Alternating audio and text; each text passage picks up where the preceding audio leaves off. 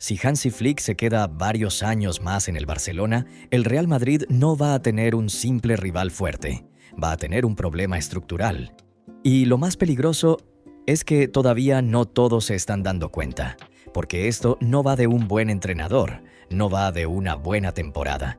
Y tampoco va de una racha positiva, va de algo mucho más profundo, va de un proceso silencioso, de esos que no hacen ruido al principio, pero que cuando explotan, marcan una era completa.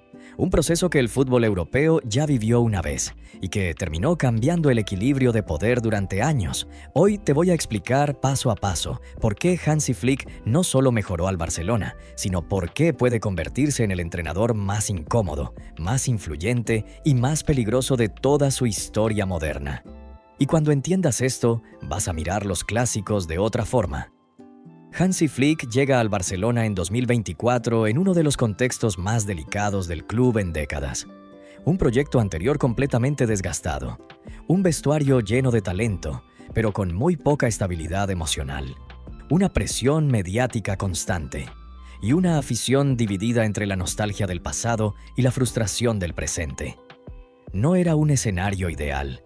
De hecho, para muchos analistas era el peor momento posible para traer a un entrenador alemán.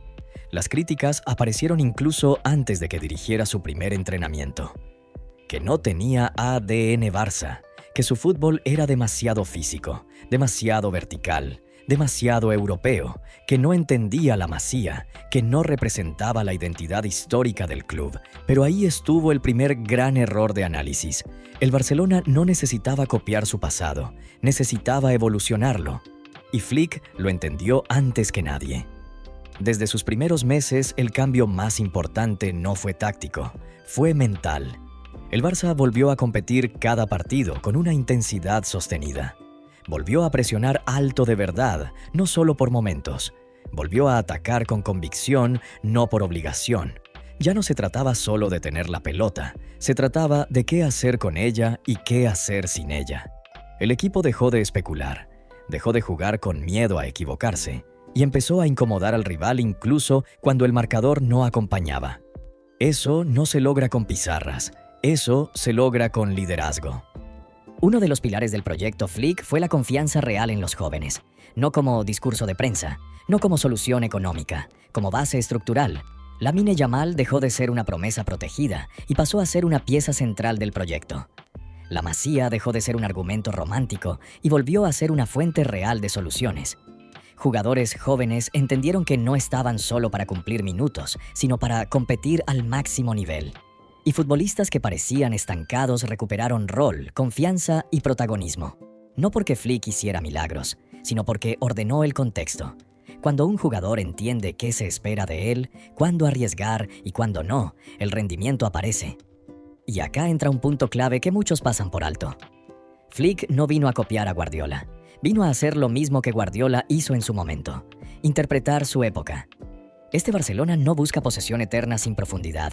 Busca ritmo, busca verticalidad, busca presión tras pérdida, busca atacar mejor posicionado. Es un Barça más directo, más intenso y más preparado para el fútbol actual. Un Barcelona moderno. Y eso lo vuelve extremadamente peligroso.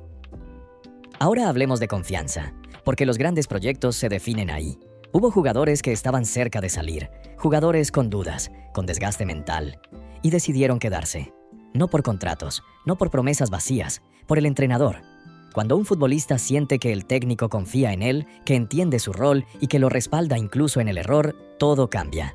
El vestuario empezó a responder como bloque, las jerarquías se redefinieron y el equipo empezó a competir con una personalidad que no tenía hace años. Eso no se compra en el mercado, se construye con tiempo.